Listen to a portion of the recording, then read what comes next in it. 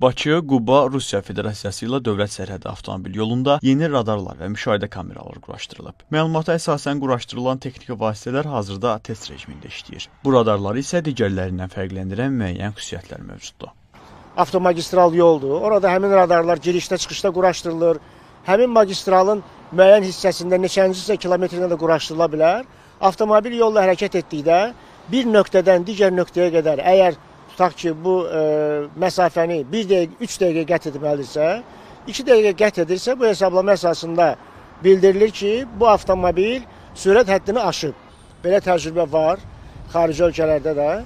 Sadəcə bizim ölkəmizdə qanunvericilik imkan vermir ki, avtomobilin sürəti hesablanıb və müəyyən hesablama əsasında ona sürət həddini aşdığına görə cərimə yazılsın. Daha dəqiq desək qeyd olunan yolda ödənişli hissənin uzunluğu 129 kilometrdir. Hazırda yolda ən yüksək sürət həddinin qanunvericiliyə uyğun olaraq saatda 110 kilometr olduğunu nəzərə alsaq, avtomobil bu yolu minimum 1 saat 5 dəqiqə qət etməlidir.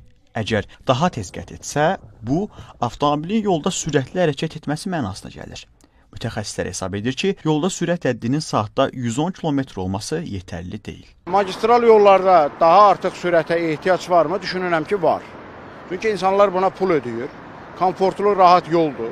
Və hesab edirlər ki, 110 yox, 120-130 getmək olar.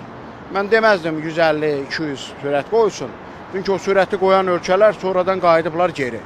Azərbaycanda da deyirəm, yəni bu maksimum ola bilər 130 o yollar üçün. Ən uyğun sürət budur. Bunun olması üçün də Milli Məclisdə mütləq yol hərəkəti haqqında qanuna baxılmalıdır. Qeyd edək ki, hazırda yolda radarlar fəaliyyətdə deyil.